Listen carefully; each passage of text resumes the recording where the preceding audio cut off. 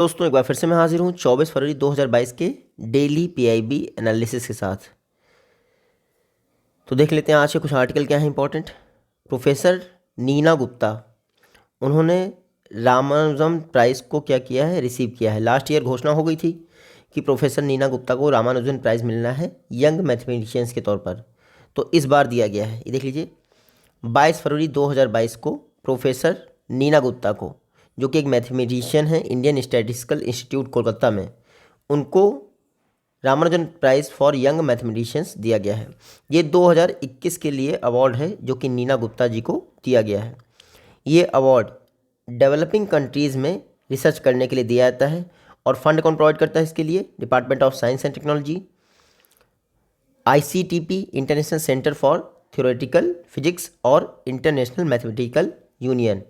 तो ये 3 इंस्टीट्यूट हैं जो किसी डेवलप कंट्रीज़ में मैथमेटिकल रिसर्च के लिए Ramanujan prize for young mathematicians देते हैं। 45 वर्ष से नीचे जो है एज होनी चाहिए उस डेवलपिंग कंट्री में रहने वाले या फिर रिसर्च करने वाले पर्सन की, इतना याद रखिएगा। तो इस बार का ये 2021 का जो Ramanujan prize for young mathematician है, किसको दिया गया है? नीना गुप्ता को। Department of science and technology ये श्रीनिवास रामानुजन की याद में ये अवार्ड हर वर्ष देता है। मैथमेटिक्स की, प्योर मैथमेटिक्स की फील्ड में अगर किसने बहुत बेहतरीन काम किया है तो जो गुप्ता जी हैं, इन्होंने सॉल्यूशन प्रोवाइड किया है जेरिस्की कैंसिलेशन प्रॉब्लम का। जेरिस्की कैंसिलेशन प्रॉब्लम एक एल्जेब्रिक प्रॉब्लम है, उसको सॉल्व किया है प्रोफेसर नीना गुप्ता ने। देखिए 2014 में इन्होंने ये जो अलजेब्रिक प्रॉब्लम सॉल्व की थी, इसके लिए इनको यंग साइंटिस्ट अवार्ड दिया गया था इंडियन नेशनल साइंस एकेडमी द्वारा। और उसी अचीवमेंट के लिए इनको इस बार 2021 का Ramanujan prize for young mathematician दिया गया है। तो अब जेरिस्की कौन थे? जाने माने फाउंडर थे वर्तमान अलजेब्रिक ज्योमेट्री के। जो अलजेब्रिक ज्योमेट्री है उसके फाउंडर थे ऑस्कर जेरिस्की।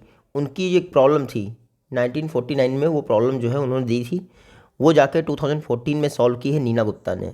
तो जायज़ है कि Ramanujan prize for young mathematician इनको ही मिलना चाहिए।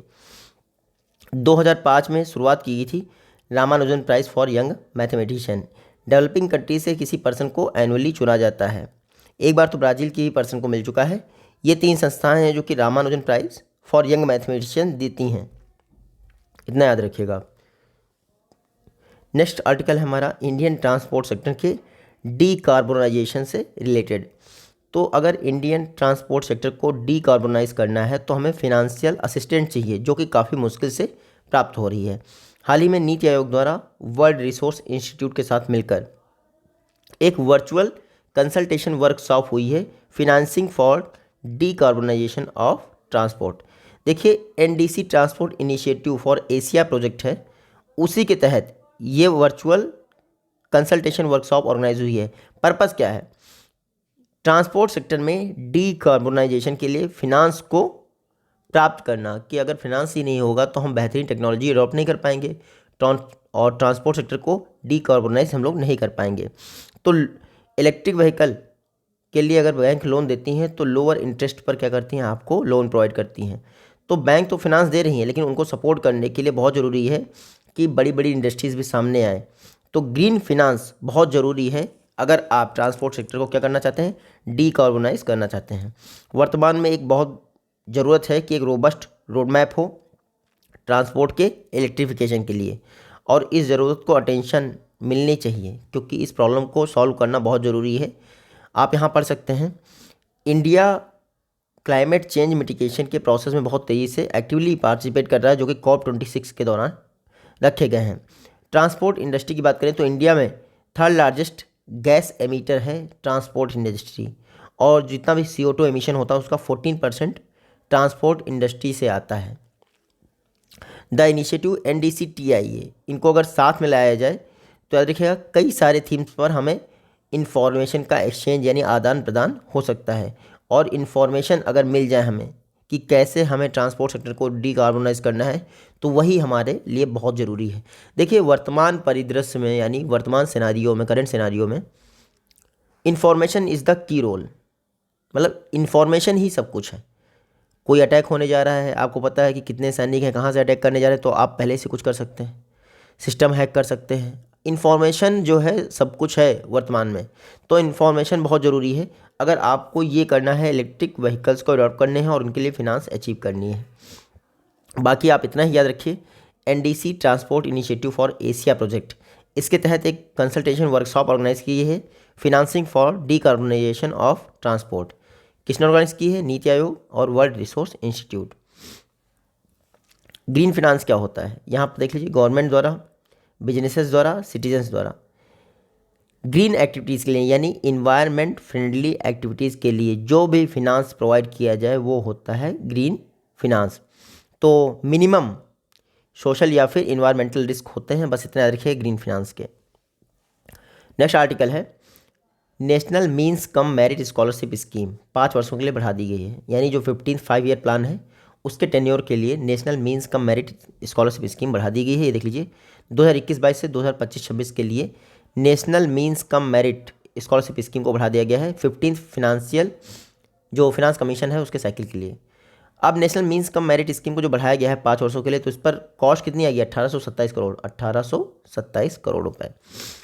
National means cum merit scheme एक सेंट्रल सेक्टर स्कीम है, 2008-9 में लॉन्च की गई थी क्लास 9th में ड्रॉप आउट को कम करने के लिए। कक्षा 8 तक तो पढ़ाई, क्लास 8 तक तो पढ़ाई हो जाती थी, लेकिन बच्चों की जो है फिनेंशियल कंडीशन ठीक ना होने की वजह से वो 9th में एडमिशन नहीं लेते थे, तो national means cum merit scheme launch कर दी गई मिनिस्ट्री ऑफ एजुकेशन द्वारा। 2020-21 तक अभी 22 लाख से अधिक स्कॉलरशिप जो है सैंक्शन की जा चुकी हैं और इन पर 1783 हज़ार करोड़ का खर्चा आया है। 1783 करोड़ का, हज़ार करोड़ का नहीं, 1783 करोड़ के आसपास खर्चा आया है।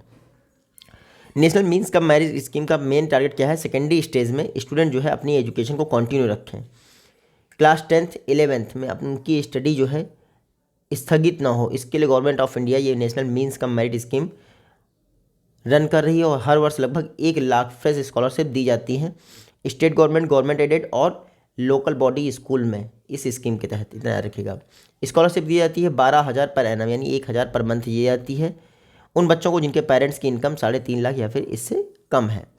तो state bank of India directly उनके बैंक अकाउंट में जो है स्कॉलरशिप देता है क्वार्टरली बेसिस पे। ये एक लाइन आप याद रखिएगा, ये पूरी line national means cum merit scheme में जो स्कॉलरशिप है वो स्टेट बैंक ऑफ इंडिया द्वारा दी जाती है क्वार्टरली बेसिस पे डायरेक्टली बैंक अकाउंट में, बाकी 1,000 रुपये दी जाती है। बाकी आपको कुछ भी याद नहीं रखना है। हाँ, स्टेट गवर्नमेंट इसके लिए एक एग्जामिनेशन कंडक्ट करती है। अच्छा, कुछ क्राइटेरिया भी है, क्लास 8th के एग्जामिनेशन में आपके 55% या फिर उससे ऊपर के मार्क्स होने चाहिए, तभी आपको ये स्कॉलरशिप मिलेगी। यहाँ पढ़ लीजिए, केंद्रीय विद्यालय, जवाहर नवोदय विद्यालय, रेजिडेंशियल स्कूल या फिर प्राइवेट स्कूल इस स्कीम के लिए एलिजिबल नहीं है। ये कुछ बहुत फैक्चुअल डाटा है जो आपको पता होना चाहिए। और नीचे वाले भी स्टेटमेंट, एससी के लिए 5% का रिलैक्सेशन है परसेंटेज में, इतना याद रखिएगा। चलिए नेक्स्ट आर्टिकल देखते हैं, PM cares for children scheme, इसको 28 फरवरी 2022 तक के लिए बढ़ा दिया गया। पता नहीं 4 दिन के लिए क्यों बढ़ाया है। सेंट्रल गवर्नमेंट द्वारा PM cares for children scheme को 28 फरवरी 2022 तक के लिए बढ़ा दिया गया है। ये स्कीम 29 मई 2021 को लॉन्च की गई थी उन बच्चों के लिए जिन्होंने अपने पेरेंट्स को खो दिया है कोविड-19 पैंडेमिक के दौरान। वर्तमान जो बच्चे हैं PM cares for children scheme, लगभग इतने सारे बच्चों को सुविधा मिली है PM cares for children scheme के तहत। जेंडर वाइज ब्रेकअप आप देख लीजिए, स्कीम में क्या होता है, 10 लाख हर बच्चे को दिए जाते हैं पीएम केयर्स फंड से। तो आपको बेसिक ये रखना है कि PM cares for children scheme, इसमें 10 लाख हर बच्चे को दिए जाते हैं पीएम केयर्स फंड से। 28 फरवरी 2022 तक के लिए स्कीम बढ़ गई है। कॉर्पस क्या है, मंथली स्टाइफंड दिया जाता है 18 वर्ष तक, from 18 years of their age, मतलब 18 वर्ष से उनकी एज तक का दिया था। अगले 5 वर्षों में वो 23 वर्ष तक पहुंच जाएंगे, तो इन 5 वर्षों में आपको स्टाइफंड दिया जाएगा पीएम केयर्स फंड द्वारा। सभी चिल्ड्रेन आयुष्मान भारत के तहत कवर किए जाएंगे, उनको 5 लाख का इंश्योरेंस कवर भी दिया जाएगा। और देखिए, जो प्रीमियम अमाउंट है पीएम केयर्स के तहत पे किया जाएगा जब तक बच्चे 18 वर्ष के नहीं हो जाते हैं। तो 18 से 23 वर्ष तक उनको स्टाइफंड दिया जाएगा ताकि वो अपनी लाइफ में कुछ कर सकें, ठीक है। बाकी 18 वर्ष तक उनको प्रीमियम अमाउंट पे करना होगा पीएम केयर्स फंड से, ताकि वो इस लायक बने कि अपने लिए कुछ कर तो सकें। एजुकेशनल जो एक्सपेंसेस हैं बच्चों के, उनको केंद्रीय विद्यालय में एडमिशन दिया जाएगा, प्राइवेट स्कूल में एडमिशन दिया जाएगा और हायर सेकेंडरी लेवल पर एडमिशन देकर उनकी हेल्प की जाएगी। बाकी पीएम केयर्स फंड देख लीजिए, प्रधानमंत्री citizen assistance and relief in emergency situation fund, ये तो बहुत सा बेकार फंड है, ठीक है। प्रधानमंत्री इसके चेयरपर्सन होते हैं, defence minister, home minister, finance minister इसके पार्ट हैं। बाकी कोई स्टैचुरी पावर नहीं है इस फंड को। हाँ, जो पीएम केयर्स फंड में आप सीएसआर, कॉर्पोरेट सोशल रिस्पॉन्सिबिलिटी के तहत भी क्या कर सकते हैं, आप डोनेशन दे सकते हैं। बाकी नेक्स्ट आर्टिकल देखिए, गिरिराज सिंह जी द्वारा प्रधानमंत्री आवास योजना ग्रामीण डैशबोर्ड्स लॉन्च कर दिए गए हैं। ये जो प्रधानमंत्री आवास योजना ग्रामीण डैशबोर्ड है, ये आम जनता का पोर्टल कहलाएगा। क्यों? क्योंकि जो पब्लिक है वो डायरेक्टली देख सकती है कि कितने हाउसेस का सैंक्शन हुआ है, किसको सैंक्शन हुआ है, किस स्टेज पे ये हाउसेस हैं। अभी तक प्रधानमंत्री आवास योजना ग्रामीण के तहत 1.73 करोड़ हाउसेस जो है कंप्लीट हो चुके हैं। टारगेट क्या है? 2.62 करोड़ हाउसेस का। तो सेम चीज़ यहाँ पर लिखी हुई आप पढ़ सकते हैं। प्रधानमंत्री आवास योजना ग्रामीण इसको लॉन्च कर दिया गया है ताकि प्रधानमंत्री आवास योजना ग्रामीण की मॉनिटरिंग ढंग से की जा सके। ये जो डैशबोर्ड है प्रधानमंत्री आवास योजना ग्रामीण, किसने लॉन्च किया है? गिरिराज सिंह जी ने, जो कि हमारे minister of rural development and Panchayati Raj हैं। इसमें क्या होगा? इसको आम जनता का पोर्टल कहा गया है रियलिटी में। क्यों? क्योंकि गवर्नमेंट ऑफ इंडिया का टारगेट है जीरो टॉलरेंस किसके खिलाफ? करप्शन के खिलाफ। ऐसे में जो ये पोर्टल है प्रधानमंत्री आवास योजना ग्रामीण, ये ट्रांसपेरेंसी लाएगा इस स्कीम के इम्प्लीमेंटेशन में।